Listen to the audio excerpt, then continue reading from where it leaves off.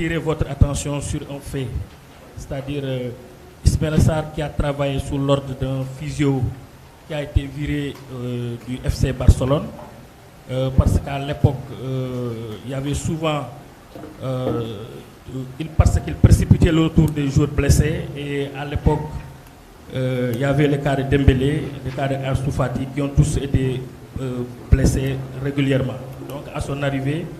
Xavi a jugé nécessaire de se passer de ses services. 2 semaines après le retour de la CAN, Ismaïla Sarr a rechuté. Moi, c'est vrai qu'aujourd'hui, il va participer à un match amical avec son club. Vous le récupérez le lundi. Moi, je voudrais savoir si vous avez toutes les garanties de l'état de santé de Ismaïla Sarr, qui reste tout de même un élément très important dans votre dispositif. Merci.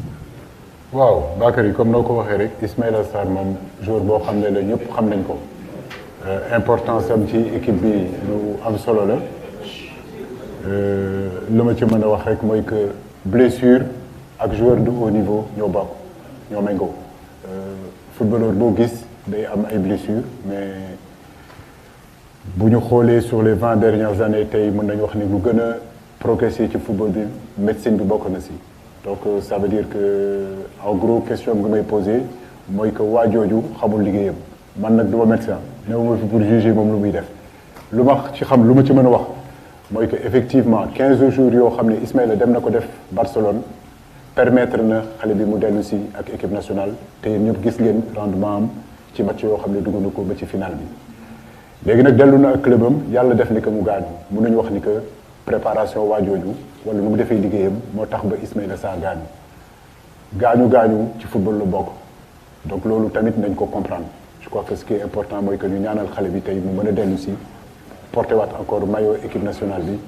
joxe comme nu mu ko doon joxe ba pare dellu ci clubam tam di jouer mais retenir yi rek nañ ni que amul benn joueur boo xam ne mën na jouer toute une saison wala jouer pratiquement carrière am yëpp te du gaañu lu ñuy ñaan yàlla mooy que gaañu bi bu mu nekk loo xam ne lu yàgg la wala gaañu bi bu mu nekk loo xam ne war na ko mën a tenir en dehors des terrains le plus longtemps possible mais encore Bakary ma wax ko ma waxaat ko je crois que tey dañu war a respecter tamit ñii nga xam ne mooy seen liggéey mooy médecin donc man duma médecin mënuma juger lan la médecin bi di def mais comme ni ma ko waxee sànq rek je crois que Ismaïla Sarr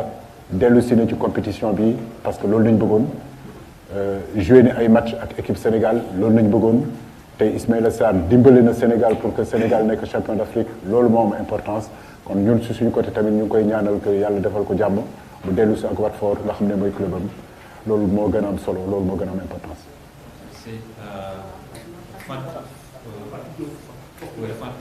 Fatou Diouf d'abord.